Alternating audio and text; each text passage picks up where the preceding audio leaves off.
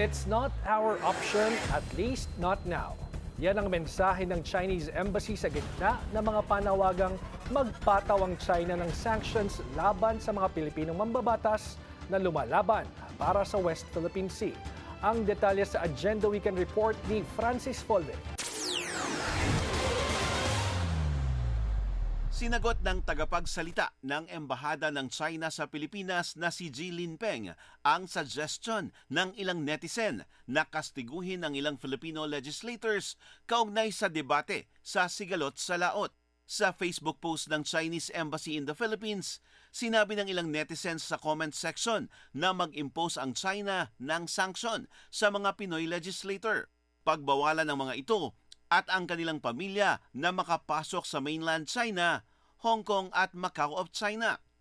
At i-freeze daw ang kanilang property sa China at pagbawalan ang mga Chinese citizen na makipagnegosyo sa mga ito. Pero sabi ni Ji Linpeng, hindi nila ito option, at least not now.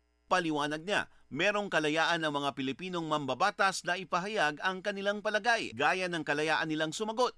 Wala raw kailangang patahimikin. Pagbibigay diin pa ni Ji Linpeng, diplomacy is based on reciprocity. Bago ito, inihayag ni Chinese Ambassador to the Philippines, Jing Quan, ang kahandaang makipagpulong sa mga lider ng Pilipinas. Matapos aprobahan sa Senado ang resolusyong kumukondena sa pahayag ng Chinese Embassy sa Maynila na pumuna sa mga opisyal ng Pilipinas na nagtataguyod ng karapatan ng bansa sa West Philippine Sea. Layon daw ng dialogo na pahupain ang palitan ng maaanghang na pahayag sa pagitan ng diplomatic China at mga opisyal ng Pilipinas. Kaugnay nito, nais ni Senate President Pro Tempore Panfilo Ping Lacson na magpasimula ng dialogo sa pagitan ng Senado at Chinese Embassy. Ani Lacson, maituturing na pleasant surprise ang pahayag ni Jing Quan. Kaya isinuggest ni Lacson kay Senate President Tito Soto na imbitahan ang diplomatikong Chino sa Senado para sa isang meeting. Para kay Lacson, isa itong magandang simula kahit daw sa Senado o sa embassy grounds o saan mang neutral ground. Ang importante ay mapag-usapan at malinawan ang mga dapat pag-usapan.